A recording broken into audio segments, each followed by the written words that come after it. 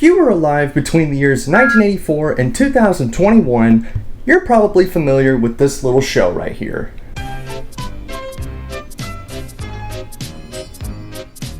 Thomas the Tank Engine and Friends is one of the most successful and beloved children's franchises ever. Tons of movies, merchandise, and characters to love. It's remained a part of pop culture, being referenced and parodied countless times. But if you aren't online a lot, you may be surprised to find out that the show actually has a very strong adult fan base that is not only one of the most dedicated but most passionate groups of fans I've ever seen. And I'm one of them. Now, I know what you're probably thinking. How can a grown-ass man like me like a show made for babies? Oh, it's a kids, so you can't enjoy that stuff. You're supposed to be into adult manly things like pickup trucks and action movies and bills and alcohol to forget about bills. A lot of people, when they see Thomas, pass it off as a stupid kiddie show that's dumb and something to turn on for the kiddies while mommy and daddy keep the neighbors up at night. But what if it's more than that? What if behind these faces that some find off-putting, you're wrong, lies something more in-depth? Impossible, I hear you say. Well, maybe I won't be able to change your mind on it in this video, but I'm just gonna give an honest explanation as to why I, a grown man, love this little show about trains that talk each other. I shall complain whenever I want. You're just a small red engine with ideas above your station. I can't see any, said Percy. Where are they? Any what? Ideas above the station. The sky's empty. Like your smoke box, Percy. So here we go.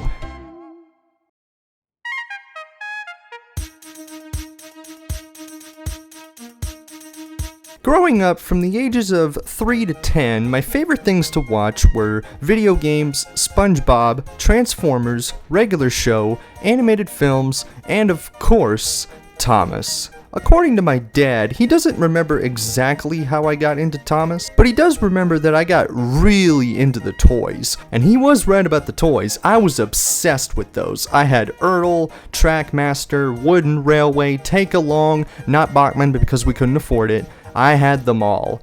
But at some point, that's when I got into the show. I'd watch it religiously, mostly on DVDs, but I had some VHS tapes. Yeah, I was born around the time when VHS and video stores were kinda dying out, so I do have fond memories of renting movies from the store. I would watch the hit era at my mom's and the classic era at my dad's, but I definitely got fond of the classic era. It was so chill and relaxing to hear George Carlin talking about what Percy or James did a uh-oh SpaghettiOs while the models and music all moved in harmony. And Thomas and the Magic Railroad, while I'm definitely more critical of it now, I enjoyed it just as much as the show at the time. By around 2014, I had moved away from Thomas and focused on other things. One day I was at my cousin's house and we were playing with the Wii U, but then I shot a look up at his TV and saw Thomas, but it wasn't the Thomas I grew up with. He was CGI, moving mouth, and different. At the time, I didn't like this just because it wasn't what I was used to, so I dismissed it. Fast forward 6 years later in 2020, I found myself rewatching old episodes on YouTube one day because I was just feeling nostalgic. Now, I had never forgotten the show. In fact, I remember many episodes by heart and could quote them almost word for word. But that's when Thomas became more than just a show I watched as a kid. It was a cherished part of my past. A year later, I had become so fascinated with the history, behind the scenes of the show, and Magic Railroad, I watched other Thomas YouTubers like Driver3Joe, Unlucky Tug, Thomas Theorist, and many others. Later in 2024, I started collecting the classic seasons on home media, mainly DVD and VHS. Well, mostly VHS now. And now here I am, standing in front of a green screen, talking to you about it. But enough about me. Let's talk about some aspects of the show that make me appreciate a whole lot more now than I ever did when I was little.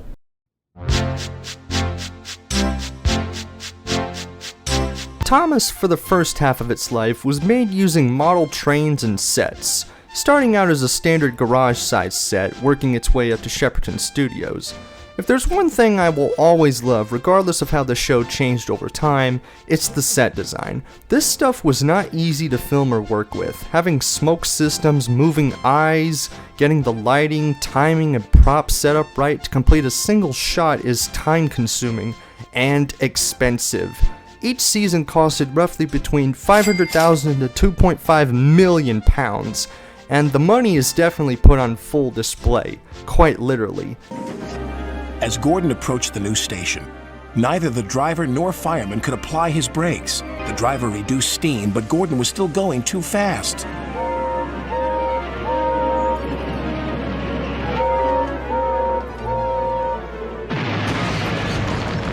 Holy shit. The era I'm going to be talking about mostly today is the classic era, because this is the era that I feel like best represents Thomas.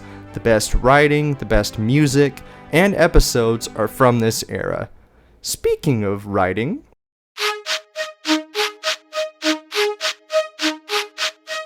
Wilbur Awdry wrote the books with the intention of appealing to all audiences, and so did the writers of the show.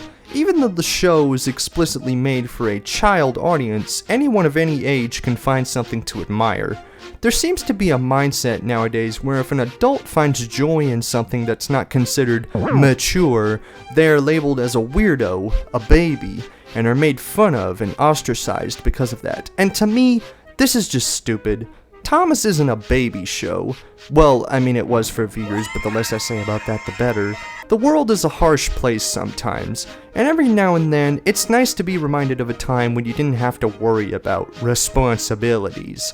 Yes, we all have to mature as we get older, but to deny someone happiness just because it's not something the normies like is ironically pretty childish. Like, this is elementary school bullying mentality here. Why do you care at all what someone likes or watches? It's a harmless show about talking steam engines and diesels. Go actually do something useful for society instead of criticizing someone for enjoying it.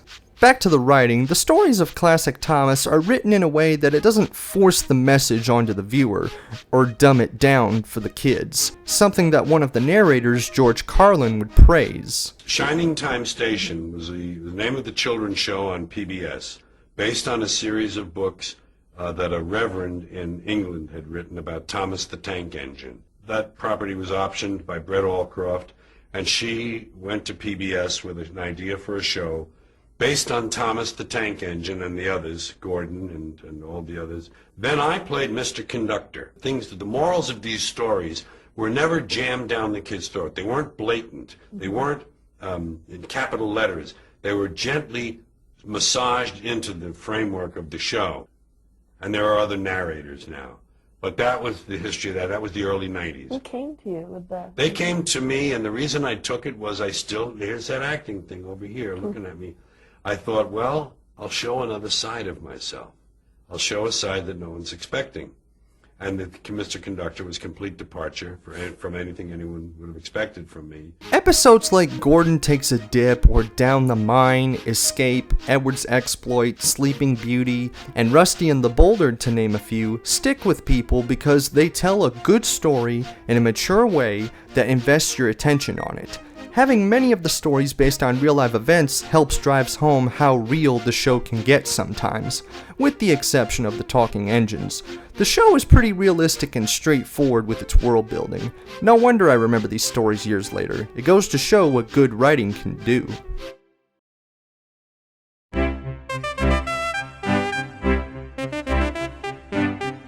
I love well-made music, whether in video games, movies, or TV shows. It really makes you feel what's going on without seeing what's going on. The composers for the first 7 seasons, Mike O'Donnell and Junior Campbell, did a phenomenal job in making themes that stick with you, whether it's the musical cues. Thomas is a tank engine who lives at a big station on the island of Sodor. Atmospheric pieces. But then, an early snowstorm came.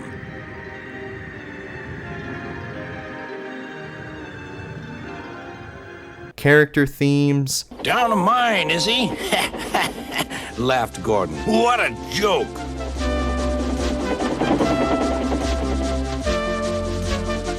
And the music videos. Good god, these are astounding. Some of my favorite tracks being Gone Fishing, Night Train, Really Useful Engine, Down by the Docks, and the Island Song. Oh my gosh, the Island Song. Just listen to this!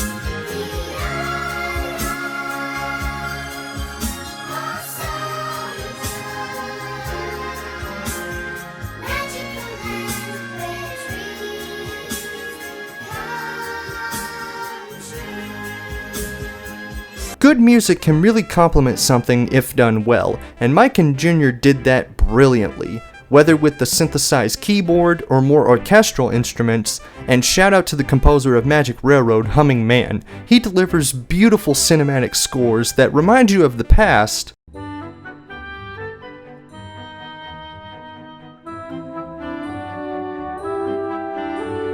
while introducing new memorable songs.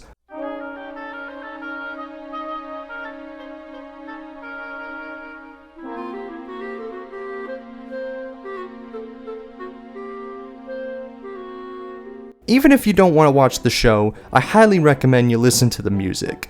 It's really good stuff.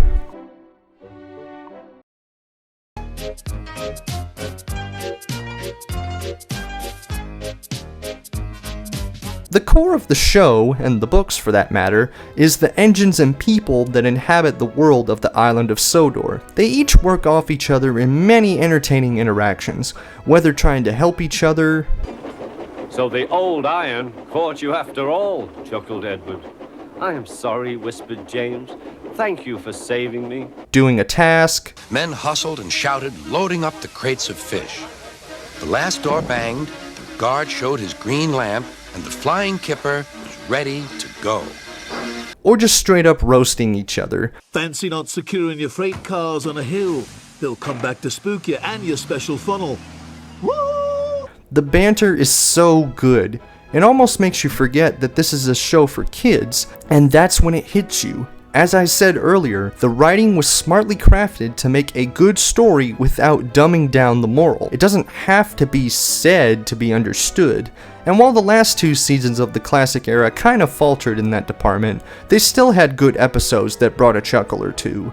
Thomas is the cheeky jackass that likes to joke around and mess with people. Wake up, lazy bones, why don't you work hard like me? But grows over the show to understand that being cheeky has its consequences. I'm sorry I was cheeky, said Thomas.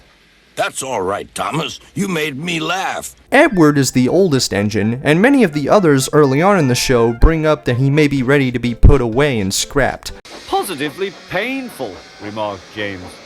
Just pathetic, grunted Gordon.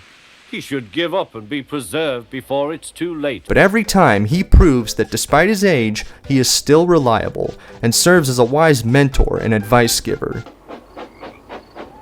Duck and Boko saw to it that Edward was left in peace.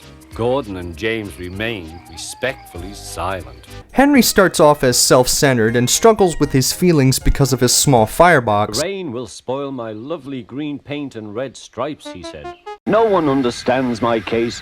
You don't know what I suffer, moaned Henry. Rubbish, said Thomas. You're too fat, you need exercise. But after a life-threatening accident, he changes and expresses a more soft, caring side, and is more confident. Gordon is pompous and thinks he's the greatest all the time. Sometimes he thought, It's really tiring to be such a large and splendid engine. One does have to keep up appearances so. But even he has his moments where he is challenged on that, and secretly he enjoys some lighthearted humor. Gordon was secretly pleased, but he didn't think it was dignified to say so. Silly Gordon. James is smug and brags about his looks and is very flamboyant and impatient. James, he asked, why are you red? I am a splendid engine, answered James, ready for anything.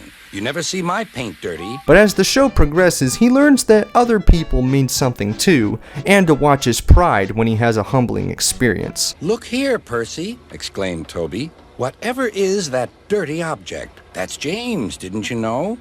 It's James's shape, said Toby, but James is a splendid red engine, and you never see his paint dirty. James pretended he hadn't heard. Percy is the more gullible engine, and despite people saying he can't do many things, he proves them wrong and goes on his own arc of having a bigger main character role than Thomas half the time. He made one more big effort, and at last, exhausted but triumphant, he brought the train home. But I do know that you're a really useful engine. Oh, sir, whispered Percy happily. The little hero he is in my eyes. Toby the tram engine is not as old as Edward, but he sees change across the island and tries to overcome each challenge he faces, whether his old branch line going defunct, teaching others a lesson. Having trouble, Mavis? Chortled Toby. I am surprised. Gosh! Or facing an obstacle. Toby has some of my favorite episodes because he always wants to do good when overcoming a scary situation. And that's just the main characters. The secondary ones like Bertie, Terrence, Harold, Boko, Daisy, Duck, Oliver, Fergus, Arthur, the Skarloey engines, and many more all bring funny, heartwarming, or serious moments that stay with you just as well as the main ones do. Where's your cow catcher? He asked. But I don't catch cows, sir. Order now. Keep me in order. Be off with you, impudent scallywags. Good jokes, clever written stories that work either separately or together. This is the core of the series. This is the core of Thomas and Friends. And that's pretty much it. But let me just finish by saying this. I don't expect anyone to have changed their minds by this video on the show. If you still aren't interested in watching Thomas, that's fine. Not everything will appeal to certain folks, and that's okay. I only wanted to explain why I myself love the show, and to give context on why sometimes I reference it in videos. I only ask that you don't judge the show at face value. Some things have more nuance to them rather than what you see at the toy section at Walmart. Thomas isn't a perfect show. It has its ups and downs, and with the new reboot coming out soon, we'll see what becomes of that. Safe to say, I'm excited to see it. And regardless of what will happen to the franchise in the future, the original show is always going to be there to look back on fondly. I think I can say, with confidence, that I love Thomas the Tank Engine and Friends, and no one can ever take that away.